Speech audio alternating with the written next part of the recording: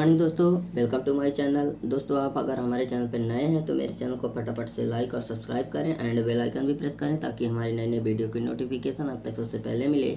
दोस्तों, आज का जो हमारा टॉपिक है वो है भूगोल विषय का बहुत ही महत्वपूर्ण टॉपिक। दोस्तों, बादल आज हम पढ़ेंगे। बादल किसे कहते हैं, बादल कैसे बनते हैं और बादलों के प्रकार के बारे में जानेंगे। दोस्तों, बिना किसी देरी के वीडियो स्टार्ट करते हैं, जिसमें हमारा जो टॉपिक है वो है बादल।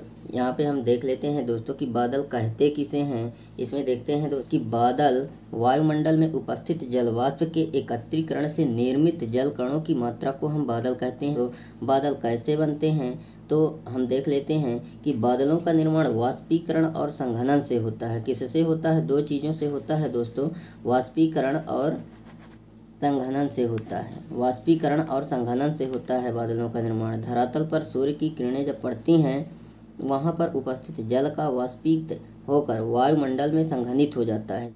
जब धरातल पर सूर्य की किरणें पड़ती हैं तो वहाँ पर जो भी जल उपस्थित होता है दोस्तों धरातल पर, वह वाष्प के रूप में जो है तो ऊपर उठता है और वह वायुमंडल में जाकर एकत्रित हो जाता है, जिससे बादलों का निर्माण होता है।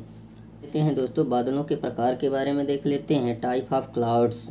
बादल को हम इनकी ऊंचाई व स्वरूप के आधार पर मुख्य रूप से 3 प्रकार में बांट सकते हैं। दोस्तों, बादल जो है तो ऊंचाई और अपने स्वरूप के आधार पर जाने जाते हैं। दोस्तों, तो ऊंचाई व स्वरूप के आधार पर इसको हम 3 प्रकार में बांट सकते हैं, जिसमें से हमारा पहला है उच्च मेघ यानी हाई क्लाउड्स। यह मेघ बादल पृथ्वी की सतह से 7 से 15 किलोमीटर की ऊंचाई पर पाए जाते हैं। पृथ्वी से जो है तो इनकी ऊंचाई कितनी होती है दोस्तों? 7 से लेके 15 किलोमीटर तक यह ऊंचे होते हैं। यह 3 प्रकार के होते हैं, जिसमें से पहला है पच्छाव मेघ। पच्छाव मेघ क्या होता है दोस्तों? यह मेघ वायुमंडल में सबसे अधिक ऊंचाई पर पाया जाता है। दोस्तों, सबसे अधिक ऊंचाई पर जो है तो कौन सा बादल पाया जाएगा दोस्तों? उच्च मेघ का पच्छाव मेघ।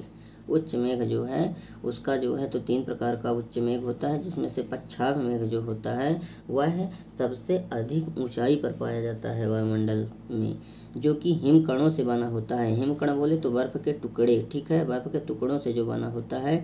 यह सफ़ेद रेशम की तरह होता है। कैसे होता है दोस्तों? सफ़ेद रेशम की तरह, सफ़ेद रेशे की तरह होता है, जो कि आकाश में बिखरा हुआ दिखाई देता है। दोस्तों, जो है तो वर्षा नहीं होती है। जो यह पच्छाव मेघ होता है दोस्तों, इससे वर्षा नहीं होती है, बल्कि यह मेघ चक्रवात आने के क्रम में सबसे पहले दिखाई देते हैं। इसलिए इसे हम कह सकते हैं कि यह मेघ चक्रवात आने की सूचना देता है। दूसरा है हमारा दोस्तों पच्छाव स्तरीय मेघ। पहला था पच्छाव मेघ, दूसरा है पच्छाव स्तरीय मेघ और तीसरा है पच्छाव कापासी मेघ। तो पच्छाव स्तरीय मेघ देख लेते हैं दोस्तों। यह मेघ पूरे आकाश में सफ़ेद चादर की तरह दुधिया रंग में दिखाई देता है। कैसे रंग में दिखाई देता है दोस्तों? दुधिया रंग में दिखाई देता है। यह मेघ रात में चंद्रमा व दिन में सूर्य के चारों ओर आभा मंडल बनाते हैं, और यह मेघ भी चक्रवात आने की सूचना देते हैं। जिस प्रकार से पच्छाव मेघ चक्रवात आने की सूचना देता है, उसी प्रकार से पच्छाव स्तरीय मेघ भी जो है तो चक्रवात आने की सूचना देता है। का जो तीसरा प्रकार है दोस्तों वो है पच्छाव मेघ। पच्छाव मेघ क्या होता है दोस्तों? यह ऐसे बादल आकाश में पंक्तियों व समूहों में छोटी गोलाकार मात्राओं के रूप में होते हैं। ठीक है, कैसे होते हैं? गोलाकार रूप में होते हैं। ठीक है, आकाश में जो है तो पंक्तियों व समूहों में छोटी छोटी गोलाकार के रूप में दिखाई देते हैं। यह मेघ छाया नहीं बनाते हैं। जो यह पच्छाव कापासी मेघ होते हैं ना दोस्तों, यह मेघ छाया नहीं बनाते हैं।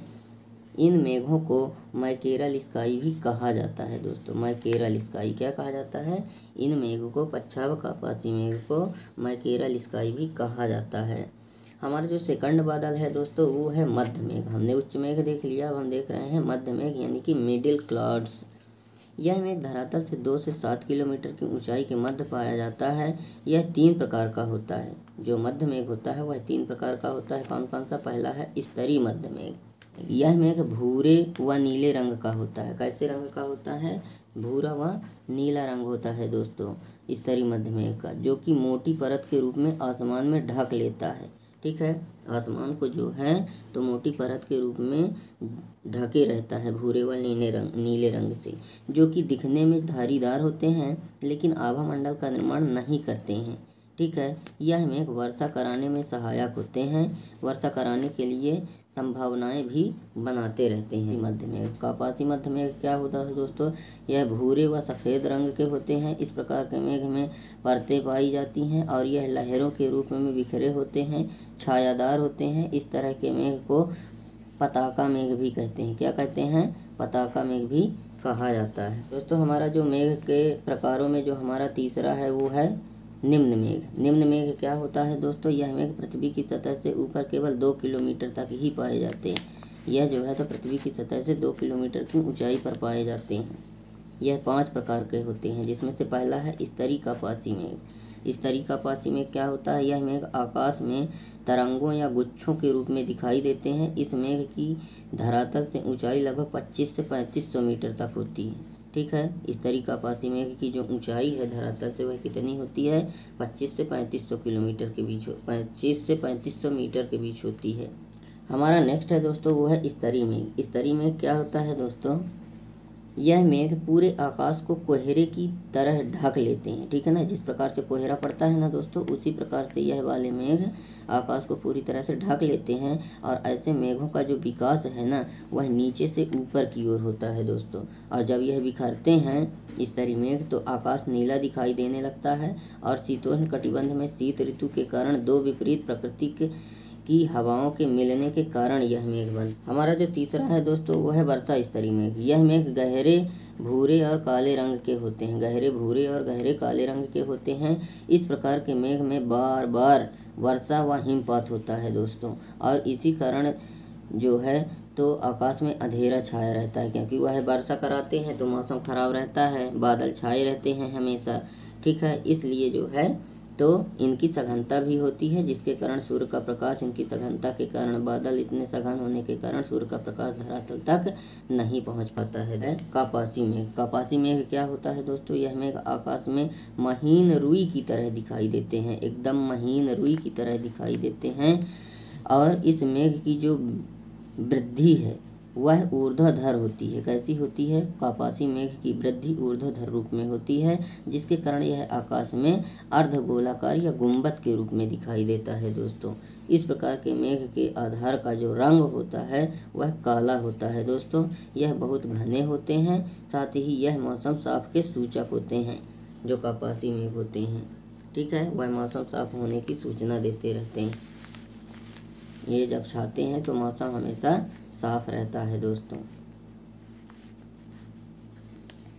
हमारा जो नेक्स्ट 5वां नंबर है दोस्तों वो है कापासी मध्य मेघ। कापासी मध्य मेघ क्या होता है दोस्तों, यह मेघ लंबवत रूप में बढ़ने वाले होते हैं तथा इनका रंग जो है तो कैसा होता है, गहरा काला होता है तथा कभी कभी इनकी ऊंचाई धरातल से लगभग 15 किलोमीटर तक हो जाती है। ठीक है, कभी कभी, नहीं तो इससे कम ही होती है। यह मेघ भयंकर गड़गड़ाहट के साथ भारी बारिश कराते हैं।